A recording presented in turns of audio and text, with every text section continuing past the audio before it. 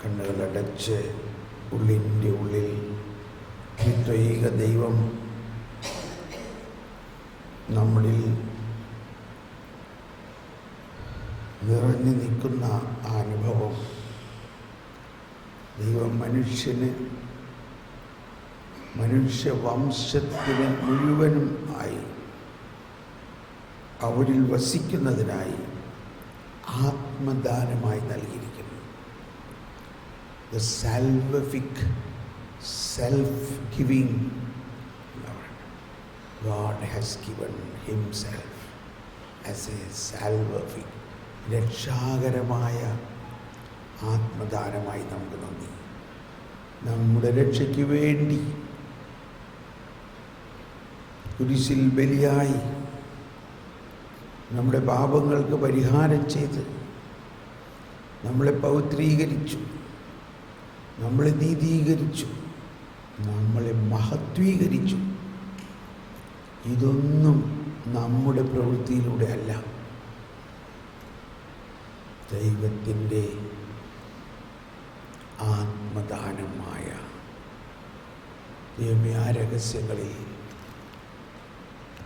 പ്രവേശിക്കുന്നതിനും അതനുഭവിക്കുന്നതിനും എന്നിൽ വസിക്കുന്ന പരിശുദ്ധാത്മാവേ, ഉള്ളിൻ്റെ ഉള്ളിൽ കടന്ന് കഥകടച്ച് മറ്റെല്ലാ ചിന്തകളും വിടുക. ഈശോ, പരിശുദ്ധാത്മാവ്, നമ്മുടെ ആത്മാവ്, പിതാവ്,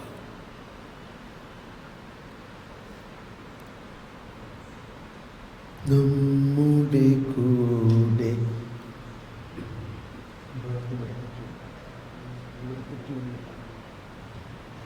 നമ്മുടെ കൂടെ ബലവാന കർത്താവെന്നേക്കും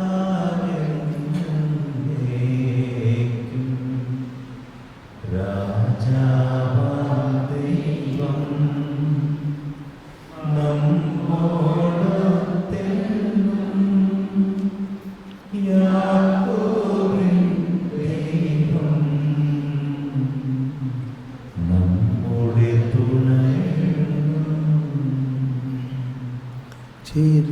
ചെറിയവരെല്ലാം വലിയവരൊപ്പം കാത്തുവസിക്കുന്നു.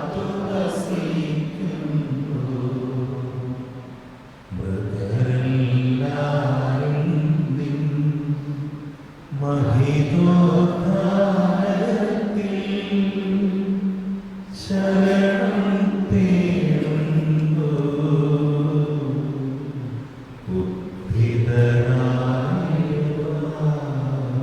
നമ്മുടെ ആത്മാവിൻ്റെ അവസ്ഥയാണിത്. നമ്മുടെ കൂടെ ബലവാനായ ദൈവം നമ്മുടെ ബലഹീനതകളെല്ലാം, നമ്മുടെ ബലഹീനതയിൽ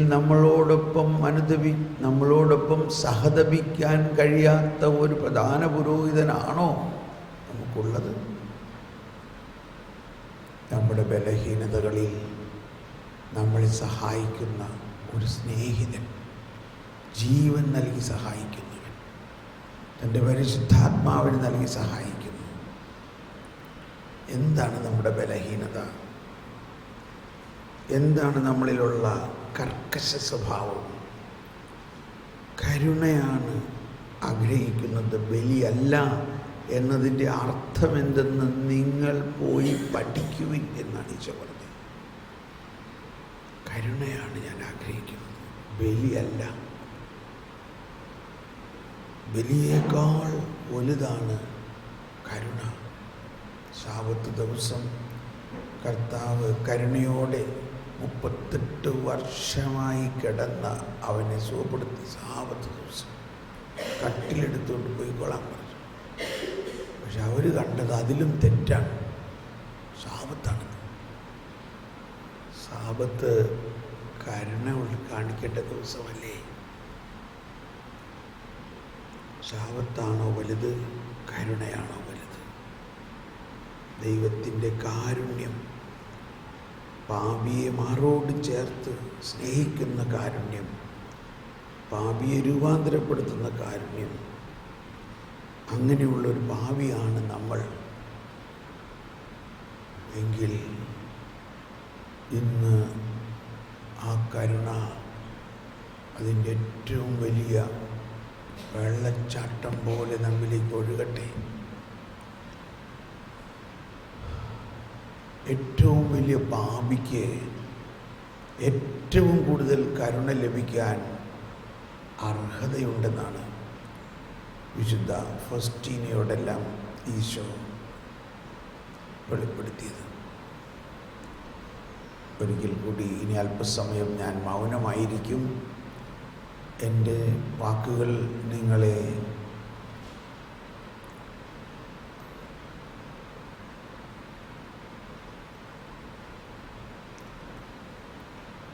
വാക്കുകളില്ല, ശബ്ദമില്ലാതെ നമ്മുടെ ഉള്ളിൻ്റെ ഉള്ളിൽ ആ ഈശോയുമായിട്ടങ്ങ് ലയിക്കുക. മണവാളൻ മണവാട്ടിയോടെന്ന പോലെ പ്രേമിക്കുക, സ്നേഹിക്കുക. മണവാട്ടി മണവാളിനെ സ്നേഹിക്കുക.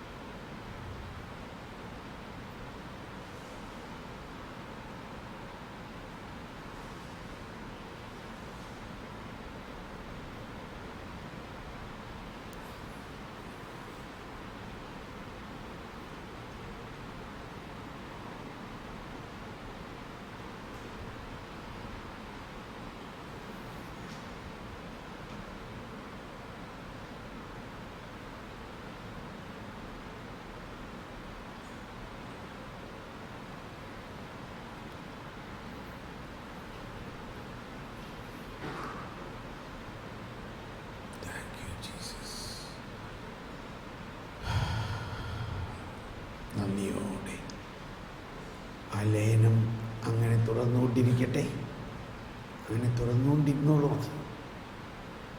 ഇനി നമുക്ക് ആ ലയനാവസ്ഥയിൽ ദൈവത്തിൻ്റെ വലിയ കാര്യങ്ങൾ നമ്മുടെ ആത്മാവിലേക്ക് ചൊരിഞ്ഞുകൊണ്ടിരിക്കുന്നു ഒരു വശത്ത്. ഇനി നമുക്ക് കണ്ണു തുറക്കാം. ബുദ്ധിമുട്ടാണ് അല്ലേ? ബുദ്ധിമുട്ടാണ് അവിടെ നിന്ന് പുറത്തു വരാൻ.